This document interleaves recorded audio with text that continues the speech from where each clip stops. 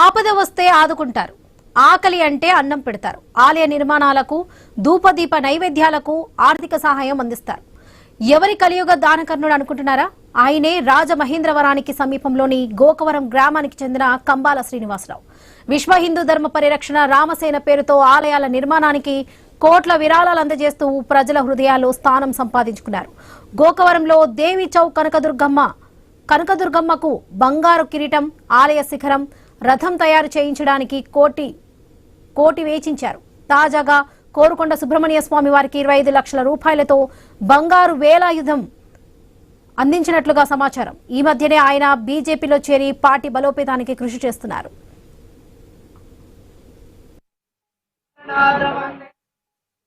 కోరుకొండలోని సుబ్రహ్మణ్యేశ్వర స్వామి వారి ఆలయానికి 25 లక్షల రూపాయల విరాళం జరిగింది. అయితే కోరుకొండ గ్రామంలో చాలా ప్రసిద్ధమైన ప్రాముఖ్యత కలిగిన గ్రామం ఇది. లక్ష్మీ నరసింహస్వామి వారి కొండ కూడా ఉంది. దగ్గర చాలా ప్రాధాన్యత కలిగిన కొండది.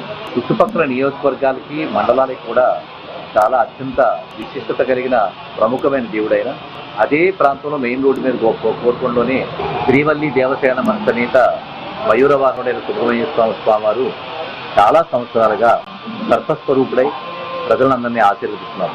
ఈ మధ్యకాలంలో ఆలయ పునర్నిర్మాణం జరిగి అత్యద్భుతంగా ఆలయ నిర్మాణం జరిగింది. ఆ సందర్భంగా నేను 2 లక్షల రూపాయల అన్నదానానికి విరాళిస్తూ స్వామివారికి 25 తులాల బంగారంతో 25 లక్షల రూపాయల ఖర్చుతో స్వామివారికి వేలాయుధం చేయించాలని నిర్ణయం తీసుకోవడం జరిగింది.